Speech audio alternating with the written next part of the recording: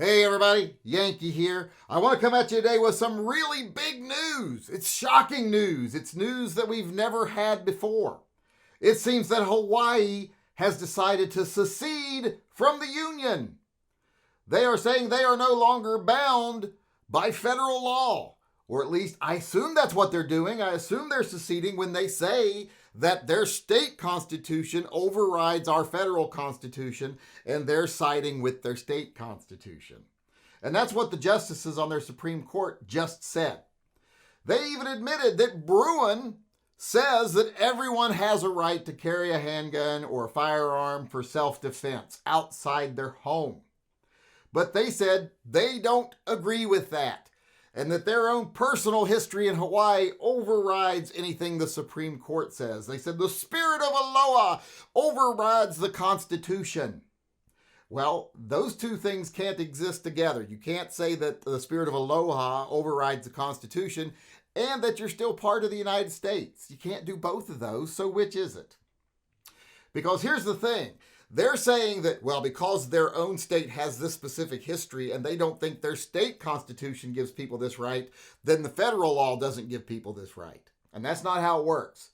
Federal law always overrides state law, especially when it's constitutional law. States can make their own constitutions, but they cannot restrict rights that are granted by the federal constitution. They can grant more rights than the federal constitution does inside their state, but they can't give you less. That's just how it works. But Hawaii is saying they can do whatever they want because their own personal history overrides the federal government.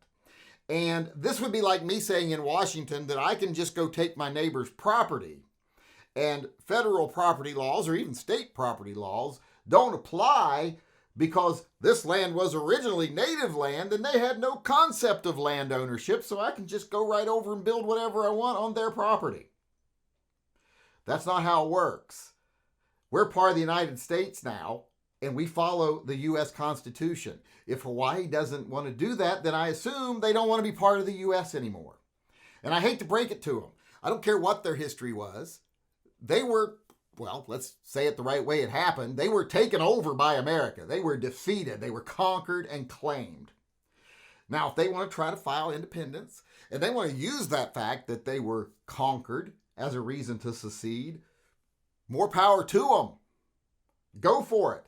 But here's a little secret for you. If you do that, you'll be Russia's new vacation property within 6 months. I guarantee you.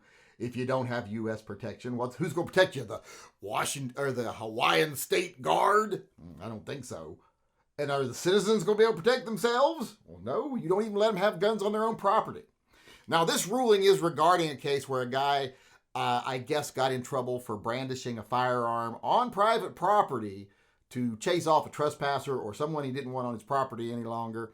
And he had a gun on his person, on his property, and he used it to, I guess, convince this person to leave.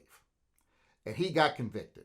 But the defendant has asked for the claims to be, or the charges to be dismissed because federal constitution says he has a right to do that. He has a right to have a gun, he has a right to have it outside his home, and he has a right to have it for self-defense. But these judges said, nope, no, not in Hawaii. Our own spirit of aloha, overrides that constitutional right. And they didn't even sugarcoat it. That's the way they said it. So this is what the case is about. And a lot of people might be like, well, it's not all that big a case. This is about an individual who maybe used his gun inappropriately, blah, blah, blah. Doesn't matter what the case is about. It doesn't matter the specifics of the case. What matters is how they made their ruling and what justification they used. And the justification they used is that their state history, not even state law, but state history, before they were a state, the way things were done way back when, overrides the U.S. Constitution. That's what they just blatantly said. So I think every one of these justices that agreed with that needs to be removed from the bench immediately because they are clearly unfit to serve in a U.S. court. Because that is, even though it is a state-level Supreme Court, it's still a U.S.-sanctioned court. So they need to be removed from their offices immediately because they just said they don't follow the law. That they make their own law based on their own personal beliefs and history. That ain't how it works. So I guess now Hawaii is in the first steps of seceding. Now, does that mean we're going to just let them secede and become property of Russia, or should we go over there and take them back forcefully? Well, in this case, I do think we need to take them back forcefully. Not as in sending troops over and harming citizens. We need to go over and protect the citizens from this rogue court that thinks that they can use ridiculous fairy tales and history, folk tales, to justify their decision to not abide by the law and not provide the rights to their citizens that the U.S. Constitution guarantees those citizens.